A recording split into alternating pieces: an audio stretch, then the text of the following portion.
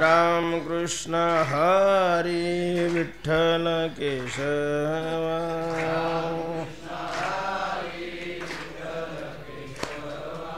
राम कृष्ण हरी विठ्ठल केशव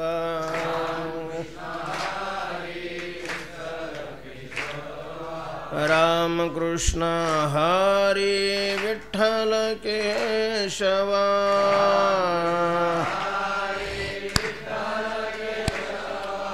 राम कृष्ण हरी विठ्ठल केशव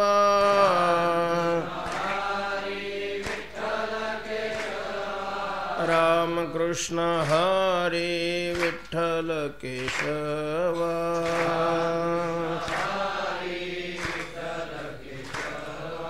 राम कृष्ण हरी विठ्ठल केशव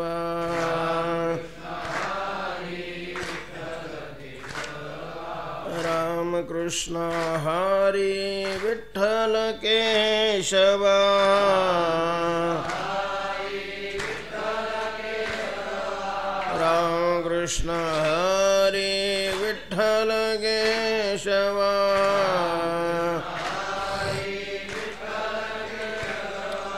राम कृष्ण हरी विठ्ठल केशव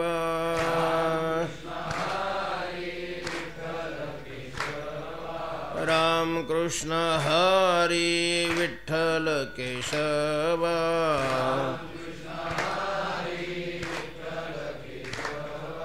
राम कृष्ण हरी विठ्ठल केशव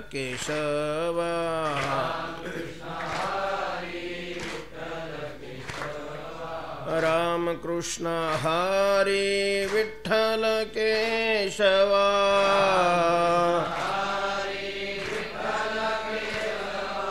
राम कृष्ण हरी विठ्ठल केशव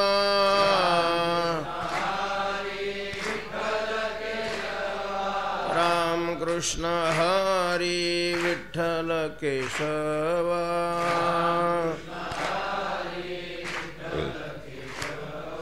राम कृष्ण हरी विठ्ठल केशव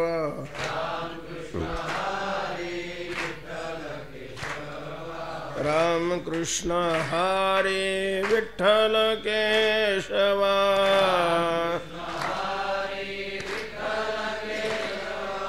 राम कृष्ण हरी विठ्ठल केशव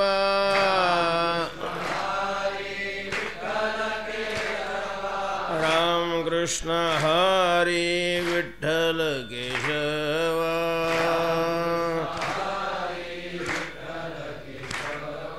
राम कृष्ण हरी विठ्ठल केशव कवरदा हरी विठ्ठल श्री ज्ञानदेव तुकाराम ज्ञानेश्वर महाराज।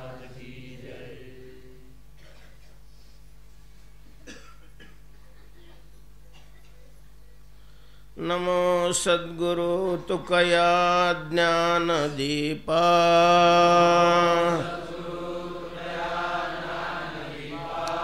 नमो सद्गुरु सच्चिदानंद रूपा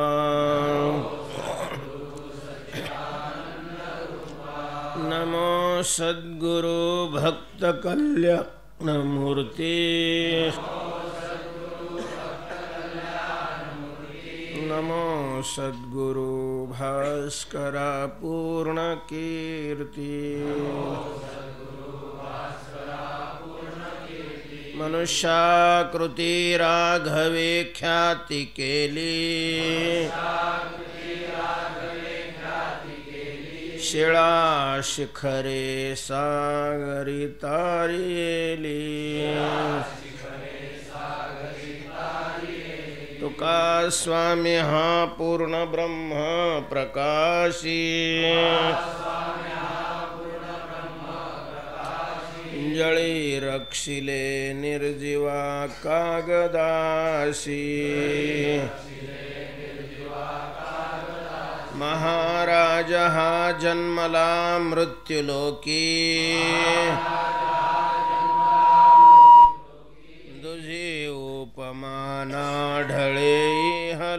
की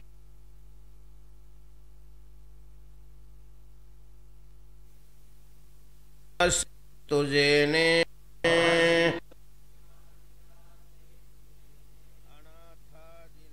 कारणे तुने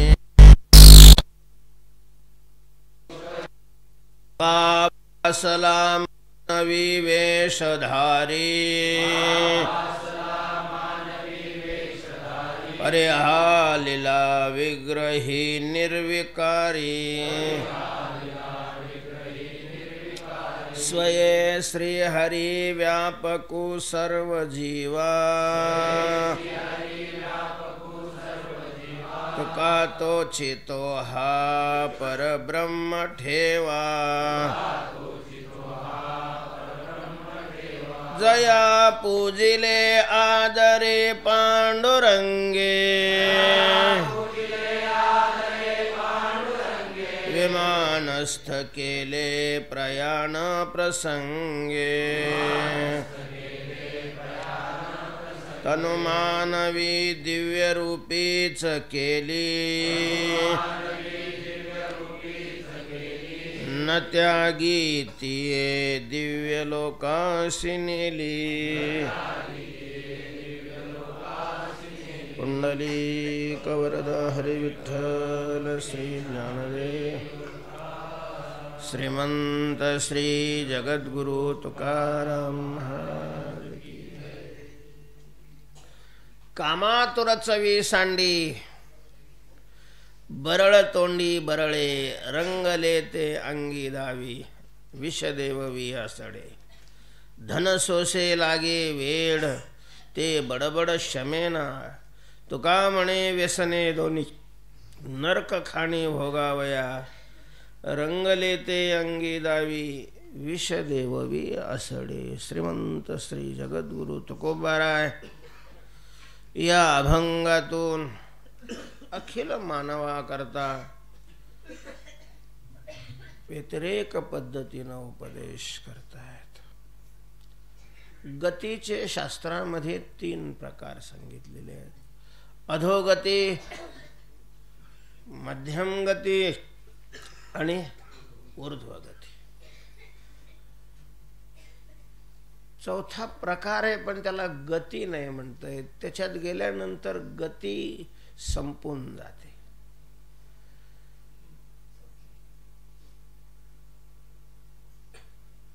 तर अधोगती, ऊर्ध्वगती आणि मध्यम गती। मध्यम गती तिला म्हणतात की ज्याच्यामध्ये सुख दुःखाची खिचडी असते, पूर्ण सुखही नसतं आणि पूर्ण दुःखही नसतं। आळीपाळीनं हे आपल्याला आलिंगन द्यायला येतात। कधी दुःख जोरात कवठळतं तर कधी सुख जोरात कवठळतं, पण सुखही असतं आणि दुःखही असतं। सुखदुःखाची खिचडी ज्या ठिकाणी भोगावी लागते समजावं ती कोणती गती आहे? मध्यम गती आहे। मग या गतीमध्ये थेट स्वर्गाधिकापासून ते कृमी कीटकापर्यंत सगळेच मोडतात जवळजवळ, कारण सगळ्यांनाच सुख दुःख आहे ना। पशुपक्ष्यांना तरी सगळं दुःख आहे का? नाही, त्यांच्याही जीवनामध्ये सुख असतंच ना। एखाद्या कुत्र्याला आपण भाकर टाकली, मांजराला दूध ठेवलं तर त्यांना काय होतो? आनंद होतो। एखादा माणूस उठला तर डुकरांना काय होतो? आनंद होतो की नाही? म्हणजे त्यांच्याही जीवनामध्ये सुख आहे, दुःखही आहे। स्वर्गाधिकामध्येही एखादा तपश्चर्या करायला लागला का इंद्राला दुःख होतं। आपण वाचतो पुराणामध्ये, आता आपण स्वर्ग कुठं पाहिलाय? पण स्वर्गाचं वर्णन ज्याच्यामध्ये आलेलं आहे त्याच्यामध्ये हेही वर्णन आलेलं आहे की इथं एखादा तपश्चर्या करायला लागला की इंद्राचा माथा ठणकतो। म्हणजे तिथंही काय आहे? दुःख आहे, सुख आहे, कमी जास्त असेल पण आहेच ना, आगमापायी असतात। पण अशी एक गती आहे का तिथं सुख नाही, प्युअर दुःख। अजिबात सुखाचा काय नाही, लवलेश नाही, नुसतं दुःख. त्याला म्हणतात अधोगती, नरक. नरकामध्ये काय असतं एवढी नरकाची भीती आहे? काही नसतं, प्युअर दुःख, बिना पाण्याची. त्याला म्हणतात बिना पाण्याचं दूध निरसाय. तिथं दुःखाशिवाय दुसरं काहीच नाही, सुखाचा संबंधच नाही महाराज. असे दुःखाचेच एका चढीत एक टप्पे असतात. श्रीमद भागवताच्या पंचम स्कंदामध्ये त्या नरकाचे वर्णन आलेले आहेत. राम राम राम, भयान अशा प्रकारचे नरकाचे वर्णन.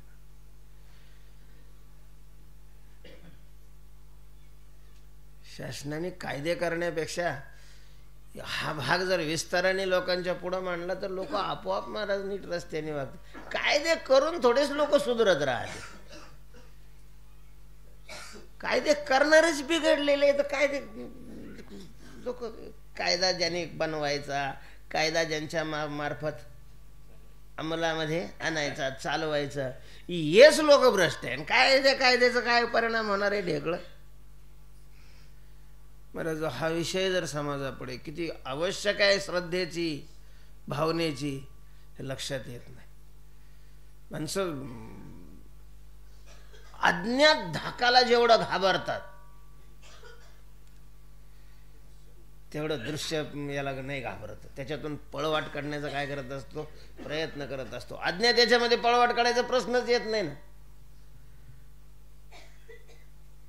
तर नरकामध्ये निव्वळ दुःख आहे आणि निव्वळ सुख. तिथं दुःखाचा लेशच नाही. दुःख ते कैसे नये स्वप्नासी, अशा प्रकारची गती, ऊर्ध्वगती, ज्याला मोक्ष म्हणू आपण भारतात. अशा 3 गती आहेत. मानव देहात आलेल्या मानवाचं हे कर्तव्य आहे की त्याने ज्याच्यात दुःखाचा लवलेश नाही, निव्वळ सुख आहे, अशा प्रकारची गती प्राप्त करून घेण्याकरता प्रयत्न करा.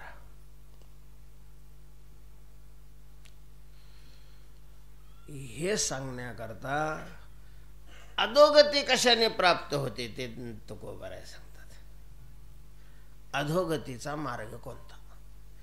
मनुष्य शरीर नेहमी आपलं वर्णन केलं जातं जंक्शन स्टेशन आहे.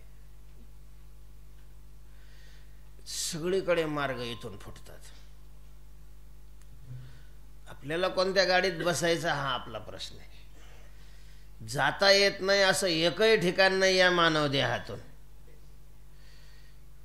कुठेही जाता येत.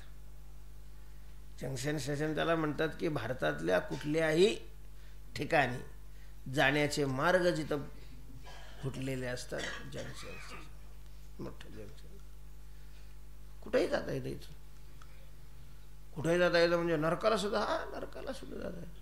मग काय करावं लागतं नरकाला जाण्याकरता? नरकाचे मार्ग लागतात का तुला? तुकोबाराय म्हणतात. अर्थात हे सांगितलेले हे अनुष्ठानाकरता नाही सांगितले, टाळण्याकरता सांगितलेले. कारण पण टाळण्याकरता कळावेच लागतात ना.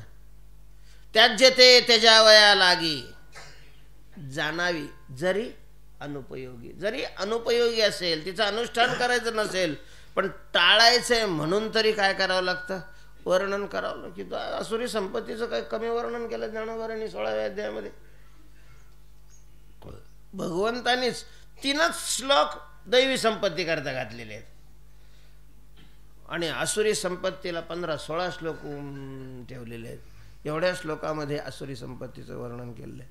एवढा विस्ताराने हा भाग सांगितलेला आहे. का? टाकायचं आहे. ते टाकायचं आहे. तांदूळ निवडायचे असतील तर खडा कशाला म्हणतो याचं ज्ञान निवडणाऱ्याला आवश्यक आहे. तो निवडील काय मग? जर त्याला खडाच माहिती नाही तर तांदळातून काय काढील तो? तसं जे टाळायचं आहे, ज्याचा त्याग करायचा आहे, त्याला स्पर्श करावाच लागतो. विष्ट चांगले वाटते असा माणूस नाही, बहुतेक माणूस तरी नाही. सगळेच विष्टेला काय समजतात? घाण. घाणच मान हो, घाण केले कोणीतरी, घाणच मानलं जातं ना. सगळेच घाण मानतात. कुठं बसलेलं असलं तर तिथं आसपास सुद्धा बसावं नाही वाटत, दुसरीकडे जाऊन माणसं बसतात. हे सगळं खरं असलं तरी जर आपल्याला कुठं अंगाला स्पर्श लागलेले असेल तर धुण्याकरता हात लावाच लागत तिथं.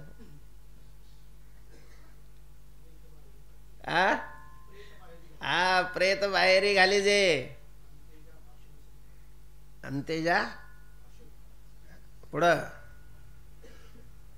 तर जे ज्याचा त्याग करायचा आहे त्याचा त्याग करण्याकरता का होत नाही, स्पर्श करावा लागतो.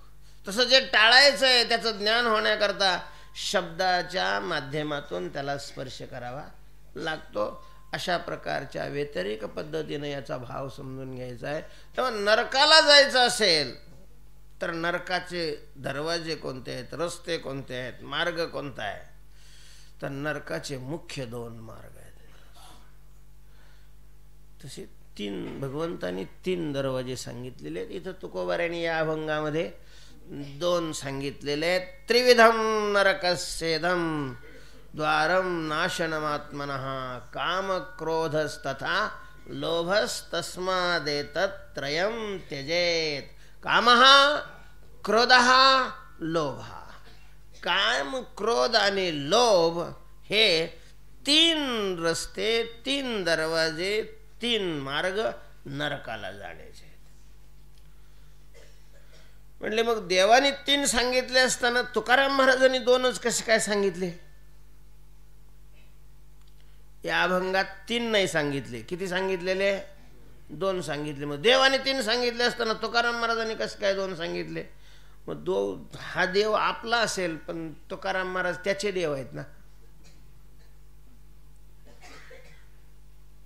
आपला हा देव असेल पण तुकाराम महाराज देवाचे देव आहेत ना. जया पूजिले आदरे पांडुरंगे. तर याचं कारण असं आहे की यामधला जो मधला दरवाजा आहे ना, कोणता? क्रोधाचा. तर क्रोधाचा दरवाजा कामावर आणि लोभावरच अवलंबून असतो. कामच जर नसेल, कामावर विजय मिळवला की क्रोधावर वेगळा विजय मिळवायची गरज नाही. जिथं काम आहे तिथंच काय असतो? क्रोध असतो. जिथं लोभ आहे तिथंच क्रोध असतो.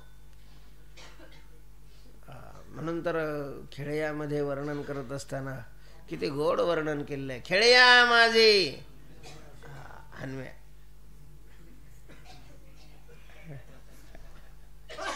हनुम्या शहाणा का न पडे काम व्यसनी रे.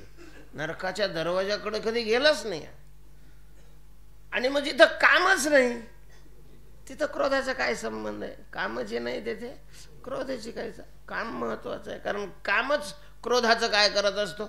रूप धारण करत. काम एष क्रोध एष रजोगुण समुद्भवा एष हा काम हा एष हा क्रोध हाच काम आहे. हाच अशा प्रकारचा क्रोध आहे.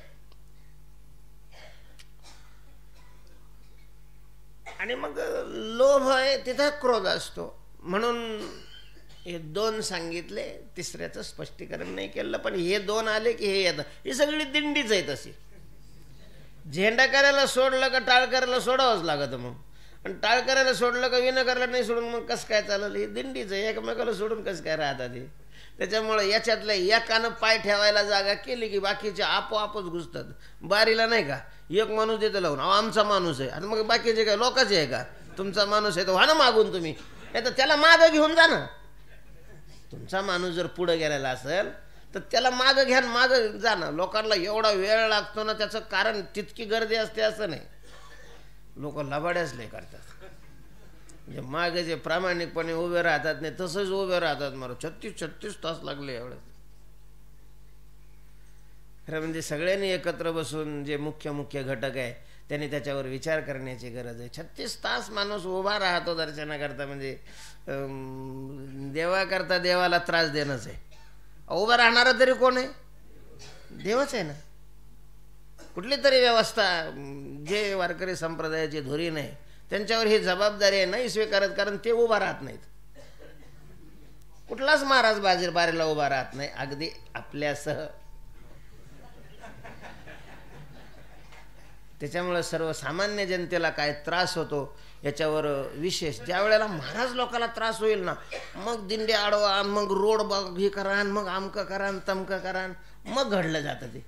सर्वसामान्याकडे लक्ष नाही दिलं जात. 36 तास जर दर्शनाला उभं राहावं लागत असेल तर ही निश्चितच दूषणावह गोष्ट आहे, भूषणावह नाही. तर त्याची जी काही अनेक कारण आहेत त्याच्यातलं हे एक कारण आहे की मध्ये फार घुसतात लोक. आणि मग मध्ये कुठं माणूस आहे ना आमचा, मग एखादा न बोलणारा असला तरी ते त्यांचा झाला. माणसं इकडं मस्त खवट राहतात, पण इथं आल्यावर थोडीशी सज्जन होतातच.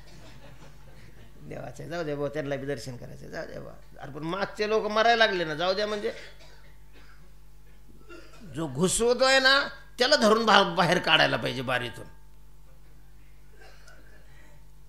कारण ते अन्यायाला काय करणे, साथ देणंच आहे ना.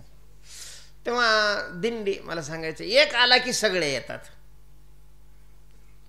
तसं काम आला की क्रोध आहे, काम आला की द्वेष आहे, काम आला की मत्सर आहे, हे सगळी ही दिंडीच आहे. तर मुख्य हे आहेत. मग ह्याचीच नावं का घेतली तर हे काय आहेत, मुख्य चित्ताला अतिशय पळवणारे, चित्तामध्ये तुफान निर्माण करणारे हे 3 दोष आहेत महाराज. द्वेषामुळे तेवढं तुफान नाही होत, मत्सरामुळे तेवढं तुफान नाही निर्माण होत जेवढं क्रोधामुळे होतं, जेवढं लोभामुळे होतं आणि जेवढं कामामुळे होतं.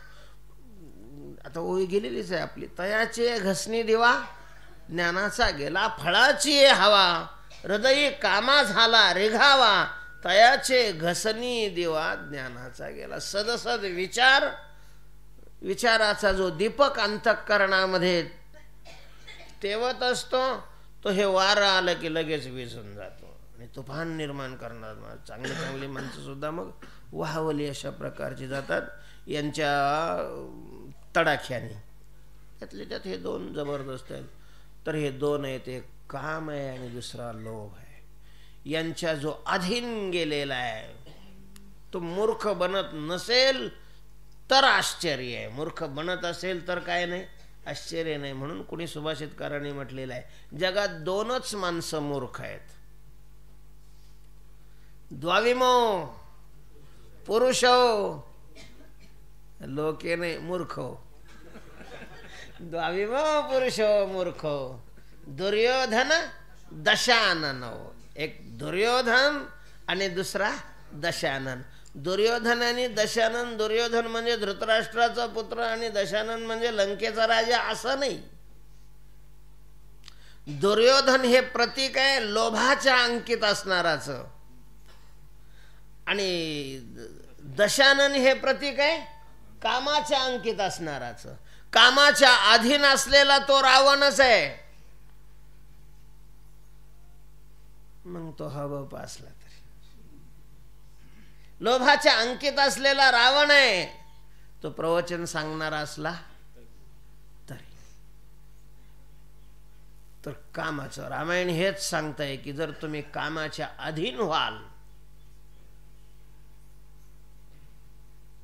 तर रावणासारख्याचा सुद्धा नाश होतोय. महाराज ज्यांनी ही कथा लिहिलेली आहे उदात्त भाव समोर लिहून, काय रावणाचं वर्णन केलेलं आहे. प्रत्यक्ष असेल नसेल काय माहिती, पण जे रामायणामध्ये रावणाचं वर्णन आहे ना, तुम्ही सांगा एक रावण सोडला तर स्वर्गातली वस्तू इथं आहे आणली, असं कोण आहे? दुसरा भगवान कृष्ण होते. आता देवच आहे, त्याला काय, त्याचा काही प्रश्न येत नाही. कारण त्यांनीही काय आणलं होतं, पारिजातकाचं झाड आणलं होतं. कोण आहे दुसरा? स्वर्गातली वस्तू इथं आणून इथं तिचा वापर करतोय. कारण त्या वस्तू दिव्य आहेत. दिव्य वस्तू दिव्य लोकातच लागतात. दुसऱ्या लोकात दिव्य वस्तू कशा चालतील? महाराज या पठ्ठ्याने स्वर्गातलं विमान जबरदस्तीनं आपल्या जवळ ठेवलं होतं. काय विमान होतं महाराज, काय विमान आहे त्याचे. त्या विमानाचा असा विशेष होता, जास्त लोकांना जायचं असलं तर ते मोठं होत होतं.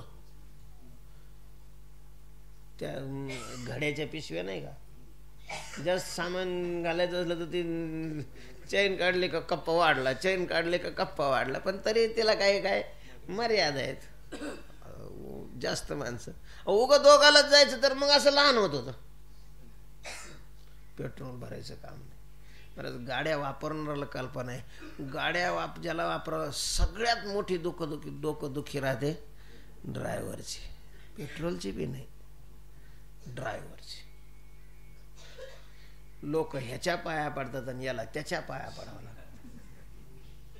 लोक आपल्या पुढं पुढं करत राहतात, आपल्याला त्याच्या. कारण एरवी लोक संपले की मग तोच राहत,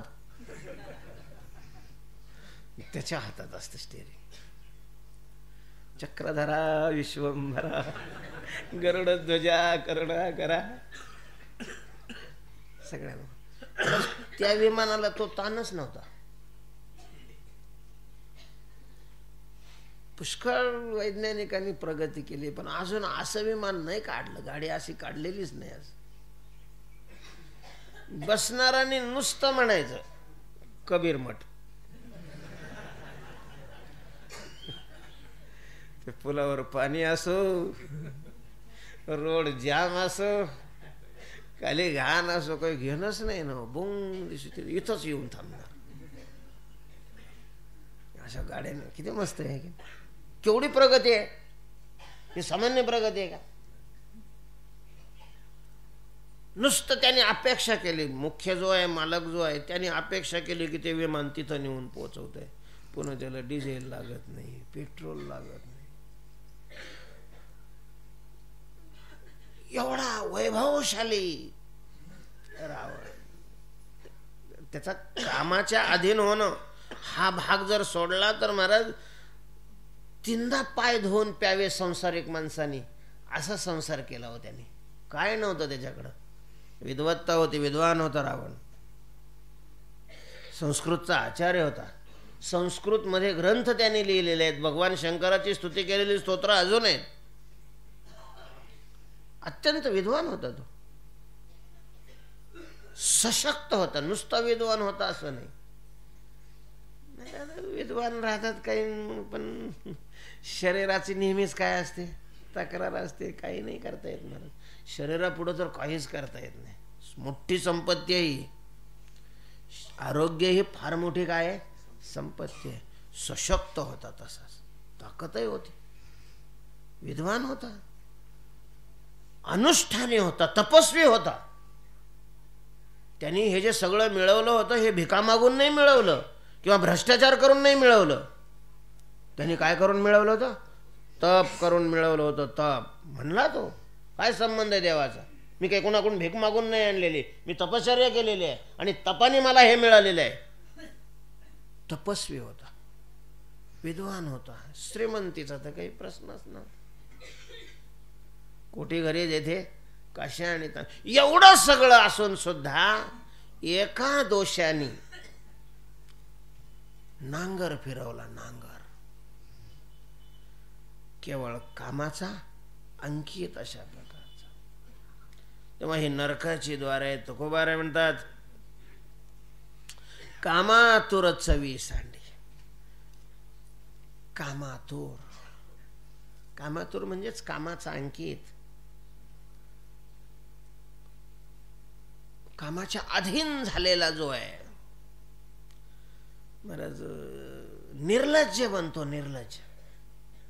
इथं चौ शब्दाचा अर्थ काय केलेला आहे? लाज.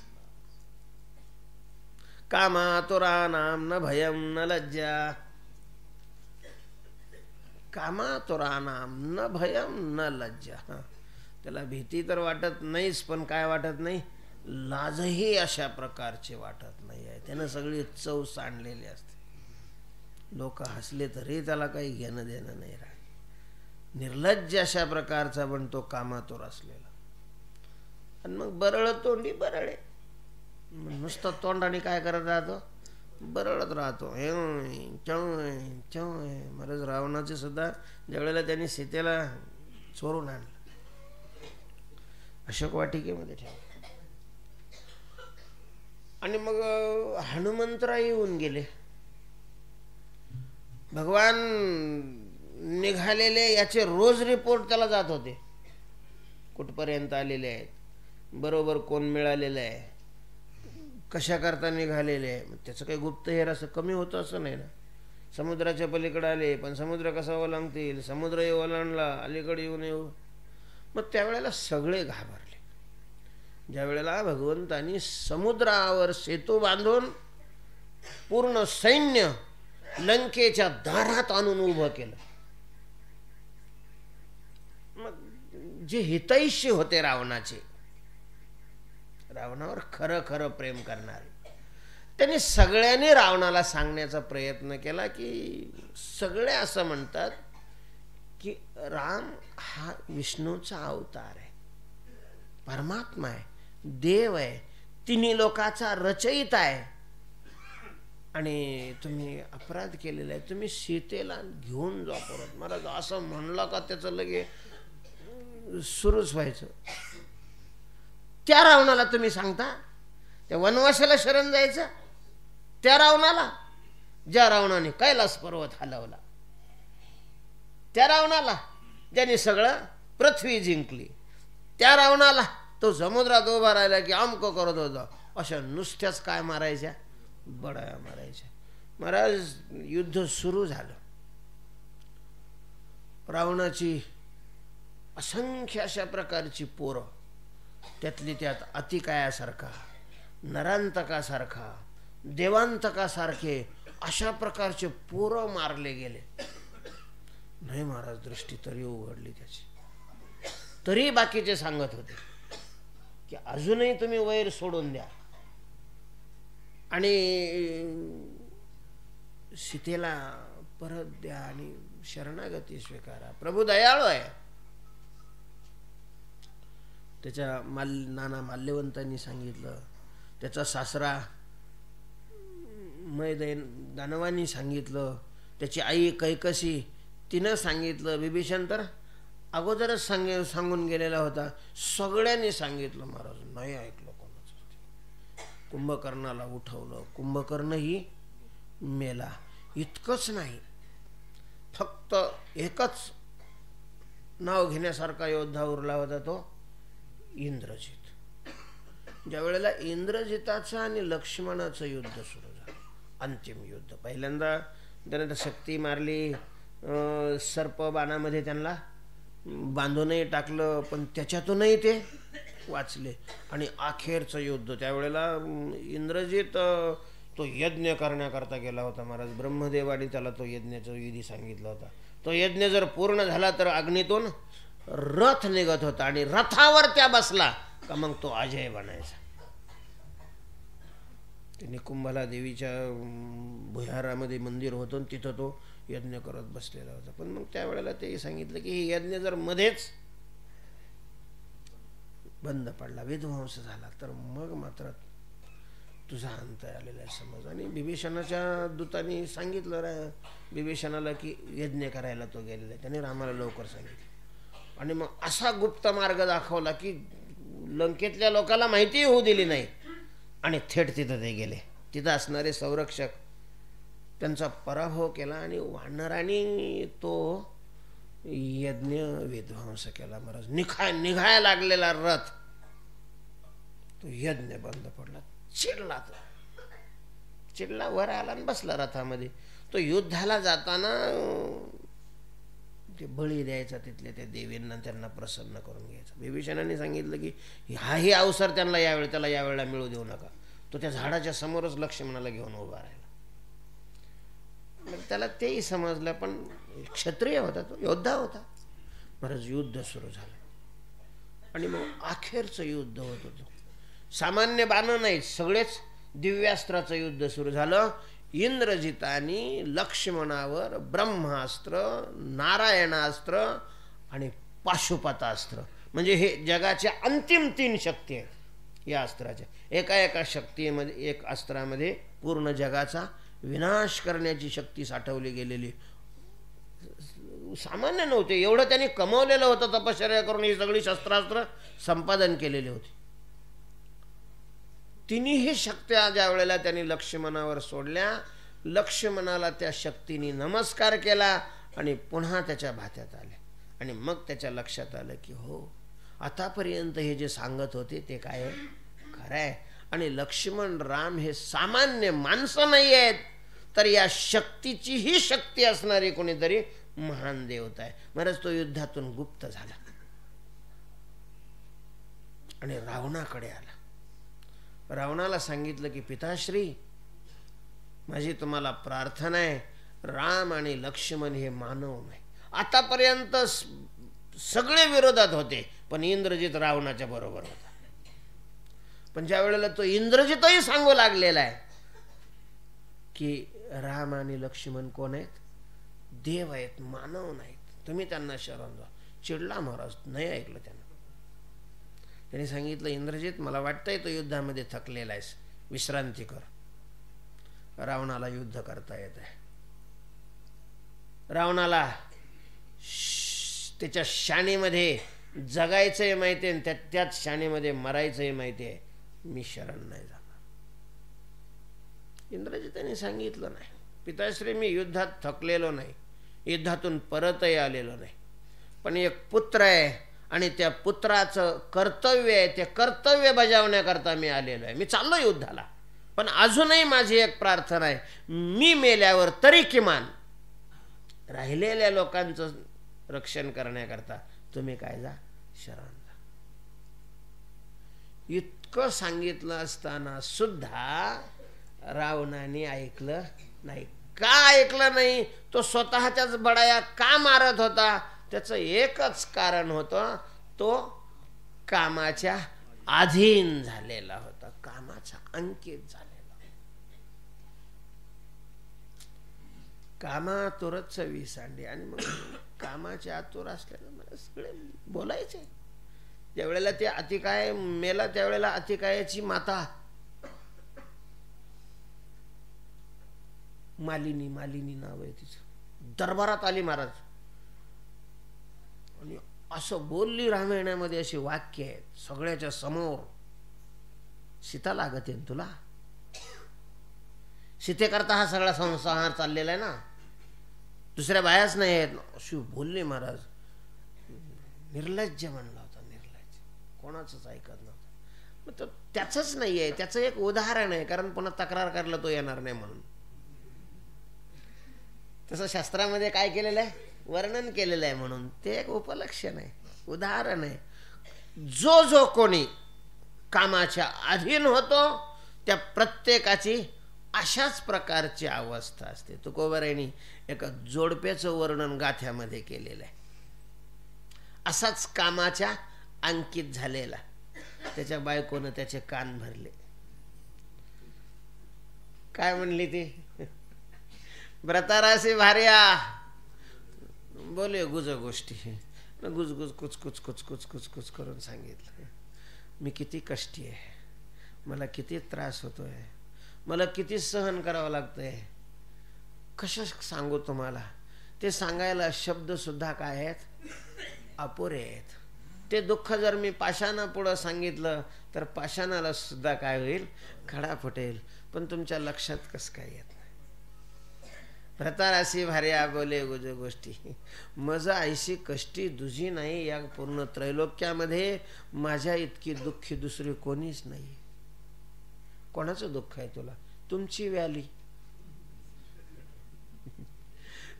आता व्याली हा शब्द माणसाकरता वापरला जातो, गाय म्हैस यांच्याकरता वापरला जातो. महाराज येणं याच्या आईचा उल्लेख करत असताना तुमची व्याली म्हणला, तरी यानं बाह्या नाही माग सारल्या.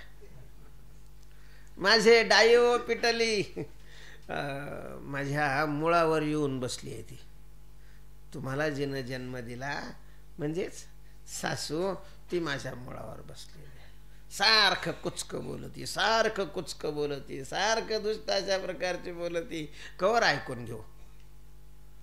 आणि ती चिचुंद्री दुष्टबुद्धीची, ती तशीच आईचीच री ओढती. आणि तुमचा भाऊ काही लय धडा आहे का, तो तसाच. मी तुमच्याकरता कसा तरी मुठीत प्राण घेऊन काय करते, थांबलेले, ठाकते, ठुमकते, जीव मुठी धरवणी. पण तुम्हाला काय अजून लाज यायला तयार नाही. पण आता मी शेवटचा निर्णय घेतलेला आहे, तुम्ही जर वेगळं निघणार असाल तरच मी प्राण ठेवते, नाही तर लगेच आड विहीर पाहते. महाराज नुसती तशी बोलली ती. दुसरा एखादा असता कामाचा अंकित नसलेला, तर तो म्हणला असता काही हरकत नाही, तुझ्या इच्छेनं जर तुला करायचं असेल तर दुसरा हुंडा मला येईल, काही अडचण नाही आहे, अजून काही जगात दुष्काळ पडलेला नाही. पण तिलाही माहिती होतं की याच्यात किती दम येतो. लगेच म्हणला कामाचा अंकित बरळे, बरळ तोंडी बरळे, याच्याकरता मला सांगितलं. कांते ते प्रार्थित नाही, असं नको करू, मनात सुद्धा असं आणू नको. जीव द्यायचं तू काय करू नको, मनात सुद्धा आणू नको. माझे आईबाप तुला त्रास देतात का, मी त्यांचा काय करतो, त्याग करतो. सकाळी उठून वेगळा निघेन, लगेच उद्या वेगळा निघतो. पुन्हा त्याचं तोंड जर पाहिलं तर तुझी शपथ आहे. बरळ तोंडी बरळे याला म्हणतात. कामातुर चवी सांडी, बरळ तोंडी बरळे. नुसता बडबडत अशा प्रकारचा असतो आणि रंगले ते अंगी दावी. त्याचं चित्त ज्या विषयामध्ये रंगलेलं आहे, आता चित्त तर दिसत नाही, चित्त आत असतं, ते रंगतही, चित्त दिसत नाही, पण ज्याच्यात रंगलेलं आहे त्याचं बाहेर शरीर दिसतं ना. त्या चित्ताचा परिणाम कोणावर होत असतो, शरीरावर अशा प्रकारचा होतो. शरीर दिसतं, बाहेर दिसतं. जसं एखाद्या माणसाने विष घेतलं तर आत शरीरामध्ये शिरत असलेलं विष आपल्याला दिसत नाही, आतलं विष दिसत नाही, पण त्या विषाचा परिणाम जो शरीरावर होतो तो परिणाम काय होत असतो, दिसतो. महाराज सगळ्या अंगात जर विष भिनलं तर त्याला झटके यायला लागतात. विषाची शेवटची स्टेप काय आहे, झटके येणं. ते असं झटकेत असतो अंग, असं झटकेत. तुकोबाराय तेच म्हणतात की विष देववी आसडे, विष आसडे द्यायला लागतं त्याला. असं झटके येतं आणि मग शेवट प्राण निघून जात असतो. तसं याच्या आत असलेलं कामाचं जे विष आहे, ते कामाचं विष याच्या तोंडातून काय देतं, झटके देतं. झटके, बरळ तोंडी बरळे. जसं हे आहे तसाच दुसरा दोष आहे, आणि तो आहे लोभ. लोभ, धन सोसे लागे वेळ. धनाचा हव्यास मनामध्ये निर्माण होतो. दुर्योधनाला पुढे घ्या, हे दोन ग्रंथ हेच सांगतात, महाभारत आणि रामायण. कामाच्या अधीन गेल्याचा परिणाम रामायण आहे, आणि लोभाच्या अधीन गेल्याचा परिणाम. दुर्योधनाला काही चहा प्यायला पैसे मिळत नव्हते का, काही कमी होतं त्याला. हस्तिनापूरचं सगळं राज्य त्याच्या मालकीत झालेलं होतं ना. हस्तिनापुरात काय कमी होतं. भीष्मासारखे संरक्षक होते, द्रोणासारखे आचार्य होते, कृपाचार्यासारखे कुलगुरू अशा प्रकारचे होते, कर्णासारखा मित्र होता. महाराज ज्या कर्णाने सगळी पृथ्वी जिंकून पृथ्वीवरच्या राजाचे सगळे मुकुट धृतराष्ट्राच्या चरणावर आणून टाकलेले होते. काय कमी होतं याला, कमीचा नाही प्रश्न, प्रश्न आहे लोभाचा.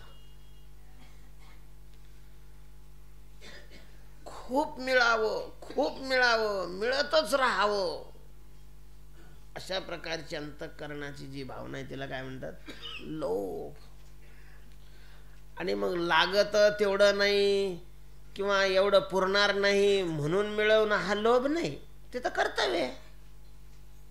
जेवढं आवश्यक आहे तेवढं तर प्रत्येकाला काय करावं लागतं, मिळवावंच लागतं. का जीवन जगायचं असेल तर त्याच्याशिवाय जीवन कसं काय जगेल. गृहस्थी मनुष्य आहे तर त्याचं कर्तव्य आहे, त्याने ते मिळवलं पाहिजे. जोडून या धन, तुकोबारांनी ते काय करावं लागलं, मान्य करावं लागलं. पण लोभ्याचं वेगळं असतं. त्याला धन मिळवतो नाही, धनाचं त्याला काय लागलेलं असतं, वेडा बनलेला असतो तो पैसा करतो. वेडा बनतो लोभी मनुष्य. त्याचं कोणावरच प्रेम नाही राहत, बायकोवर प्रेम, जोडीच्या हव्यासे लागे धनाचे पिसे. तो नुसतं मिळवते कोंबड्यासारखं, नुसतंच उकरायचं पाहतो, नुसतंच मिळवायचं, त्याचा उपभोग बी नाही, त्याची व्यवस्था नाही. कारण व्यवस्था करीत बसला तर मग ते मिळवायचं राहील ना. नुसतंच गोळा करीत राहतो. कशा करता करतो आणि का करतो? कशा करता करतो? लोभ. लोभ त्याला करायला लावतो. कोणचं कुत्रा? आता भाऊचं नाव घेऊन कशाला सांगता? तुम्हीच म्हणा ना, काय बिघडलं तरी? आम्ही काय रागावर राहिलो का तुम्ही? म्हणजे गंजी पशी बांधलेलं कुत्र, गंजीवर बसलेलं कुत्र समजा.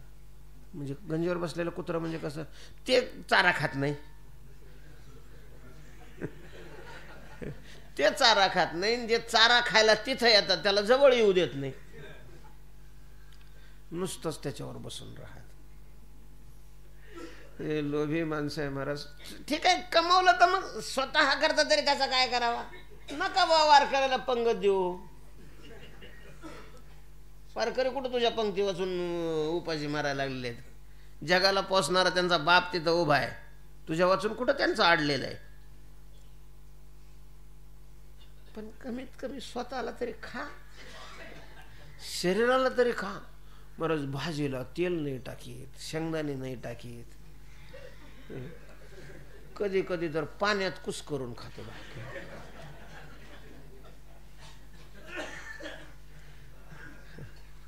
व्याजाने कोणी न्यायला आलेलं आहे का वाट पाहतो फक्त. धन सोसे लागे वेड, असं धनाच्या हव्यासाने, धनाच्या हावरेपणाने, धनाचा छंद मनात लागल्यामुळं वेडा बनतो. वेडा कशाला म्हणतात? कार्यकारण भाव जो विसरलेला असतो त्याला काय म्हटलं जातं? वेडा म्हटलं जातं. मग काही गोष्टी अशा असतात की त्या करायला पाहिजे, काही गोष्टी करू नये. हे दोन्हीचंही ज्याला भान राहत नाही, करायला पाहिजे त्याचंही भान राहत नाही आणि करू नये त्याचंही भान राहत नाही. महाराज मानवी जीवनामध्ये आलेल्या माणसावर काही ऋण आहेत, त्या ऋणातून त्यांनी काय व्हायला पाहिजे? मुक्त व्हायला पाहिजे. देवांचं ऋण आहे, पितराचं ऋण आहे, प्राण्याचं ऋण आहे, असे ऋण आहेत का नाही लोकांचे? तर त्या ऋणातून मुक्त होण्याकरता त्याला खर्च करायला पाहिजे. त्यांनी तो खर्च करायला. काय संतोष विजय ज्ञाती 3ऱ्या अध्यायात म्हटलेलं आहे ना,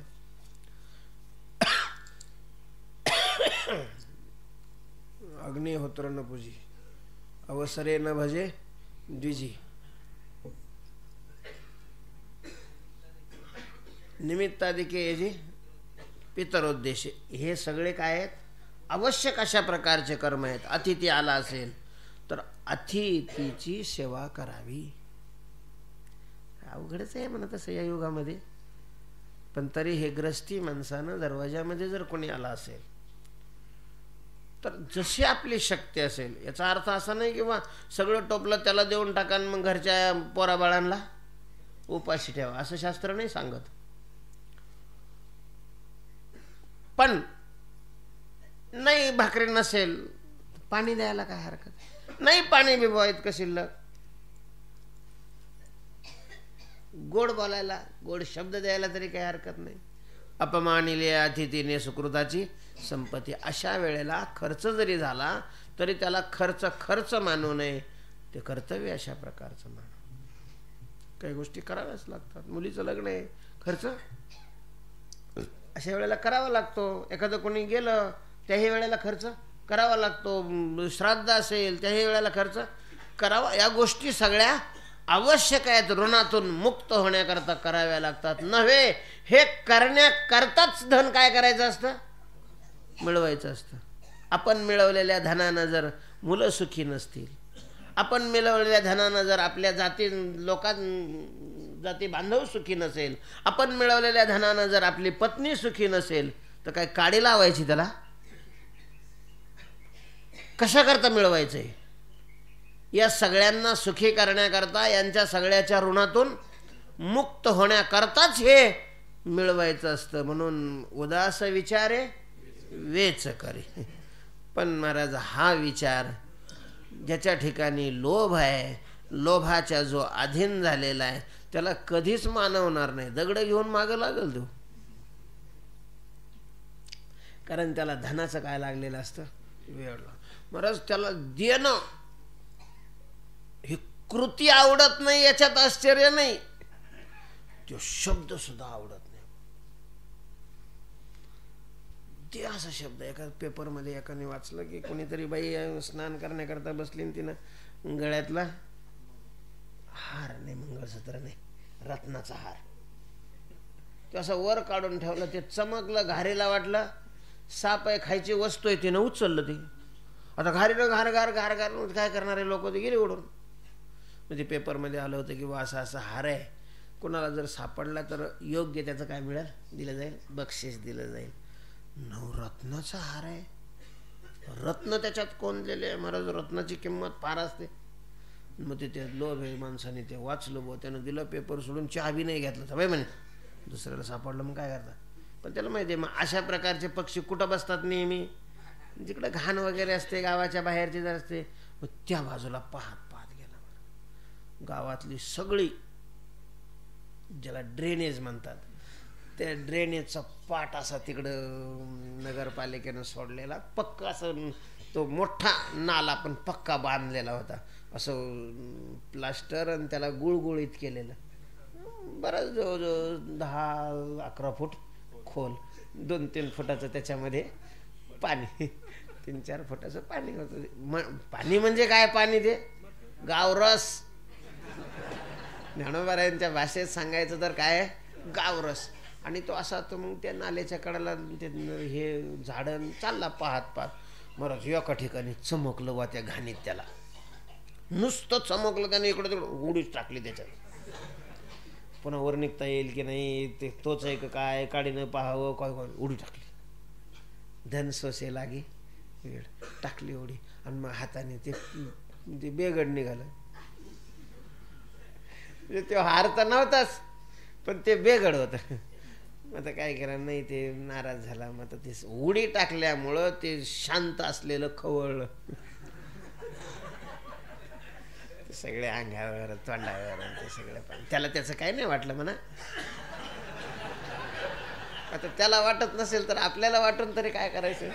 पण मग आता वर हार तर नव्हताच ना, वर चढायला लागलं. ते इतकं गुळगुळीत होतं महाराज की ते सरकायला लागलं. ते वर काय येता येणं गेलं. वर चढायचा प्रयत्न करायचा, पुन्हा घसरायचा, वर चढायचा प्रयत्न करायचा. 9:30-10 वाजले. रस्त्याच्या जवळ जरी असलं तरी बाजूला आणि खोल असल्यामुळे येणारे जाणारे कशाला पाहते त्याच्यात कोण रे काम करायला गेलं म्हणून. मग शेवट बोंबाला. बोंबलल्यावर लोक काय झाले, जमा झाले. लोकांच्या लक्षात आलं की हे पडले. आता लोकांना काय माहिती अरे पडलेलं नाही, उडी मारलेले. काढा रे काढा रे म्हणे आतकाच. मग ते खोल तर होतच ना.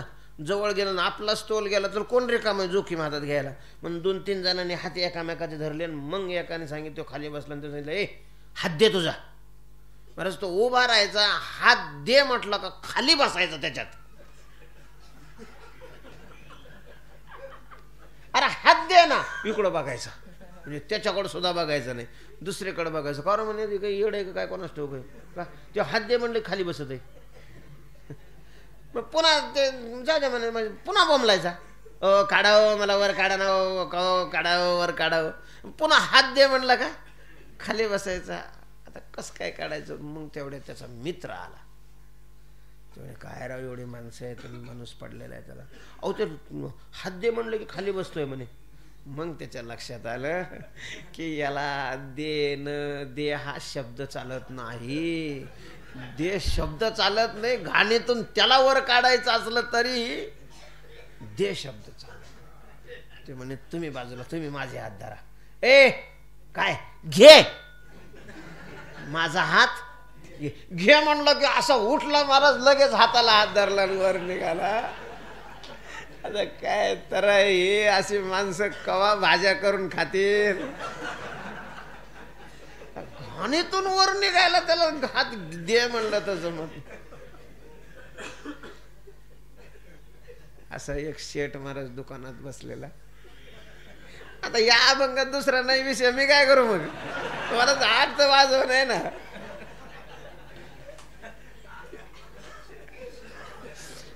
शेठ दुकानात बसलेला, एक आला बा भिकारी. अ शेठ द्या ना 100 रुपये. कोई कोई भिकारी बिले विचित्र राहते ना. तू म्हणे 100 आपल्या जवळ 100 फिंबर. बरं जाऊ द्या म्हणे, मग 50 द्या. नाही 100 तर काय द्या, 50 द्या. ते म्हणे रे जाय दुसरीकडे जाय, 50 नाही. बरं जाऊ द्या 10 द्या म्हणे. नाही 50 देत कमीत कमी 10 द्या. 10चा 5वर आला, 5चा 1 रुपयावर आला, 1 रुपयाचा 8 आण्यावर आला. नाही मग बराच वेळ आता एवढा सगळा भावाची खालवर होण्याकरता इतकं सहज लवकर होतं का? त्याला बराच वेळ लागला ना. पण त्यानं 8 आणे सुद्धा नाहीच देत म्हणे.